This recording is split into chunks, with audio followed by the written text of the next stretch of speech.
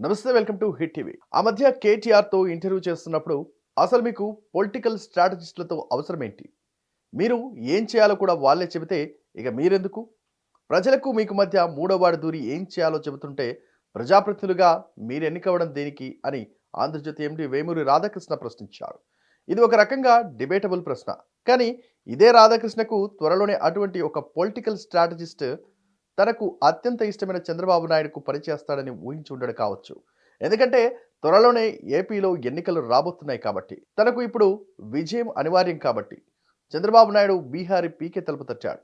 వాస్తవానికి పీకే అంత ఫామ్‌లో లేడు.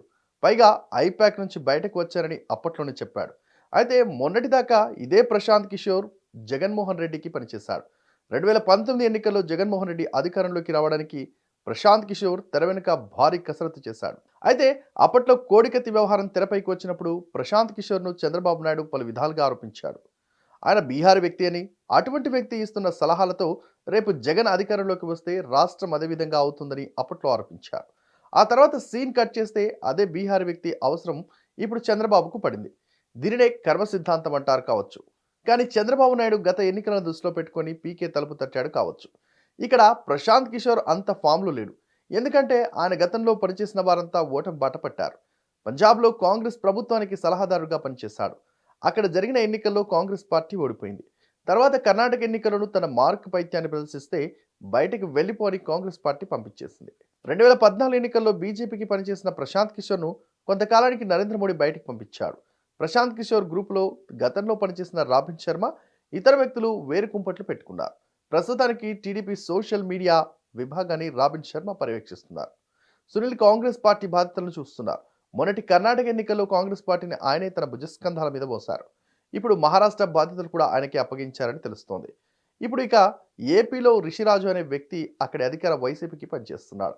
ఇతను మాత్రమే కాకుండా ప్రణయ్ రాయ్ అనే ప్రసిద్ధ జర్నలిస్ట్తో కలిసి జగన్మోహన్ రెడ్డి చాలా లోతైన సర్వే నిర్వహించారు. అయితే ఎక్కడైతే ప్రజాభిమానాన్ని చూరగొండలో విఫలమైన ఎమ్మెల్యేలను జగన్ వెంటనే మార్చేస్తున్నాడు. ఇది ఇటీవలి ఎన్నికల్లో కేసీఆర్కు చేతకాలేదు. దాన్ని జగన్మోహన్ రెడ్డి చేతల్లో చూపిస్తున్నాడు. అయితే ఈ చర్యలు వైసీపీకి మళ్ళీ అధికారాన్ని కట్టబెడతాయంటే ఎస్ అని చెప్పలేని స్థితి.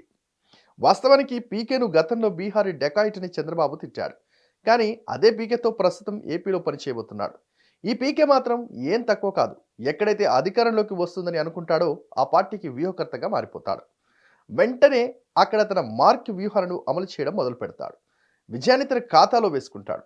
తమిళనాడులో డిఎంకే అధికారంలోకి వస్తుందని తెలిసి ఆ పార్టీకి వ్యూహకర్తగా మారిపోయాడు.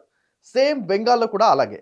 ఇదే ప్రశాంత్ కిషోర్ పంజాబ్లో కాంగ్రెస్కి పనిచేస్తే అది అట్టర్ ఫ్లాప్ అయింది. మొన్నటికి మొన్న అసెంబ్లీ ఎన్నికలకు ముందు భారత రాష్ట్ర సమితితో కొద్ది రోజులుగా ట్రావెల్ చేశాడు. కానీ కేసీఆర్ ఇద్దరికంటే చాణక్యుడు కాబట్టి బయటికి తరిమేశాడు. సో ఇన్ని విషయాలు తెలిసి కూడా చంద్రబాబు పీకేను ఎందుకు నమ్ముకున్నాడు? తెర వెనుక ఏవైనా వ్యవహారాలు నడిపిస్తున్నాడా? ఇండియా కూటమిలో యాక్టివ్గా లేడు. ఎన్డీఏ కూటమిలో రానివ్వడం లేదు.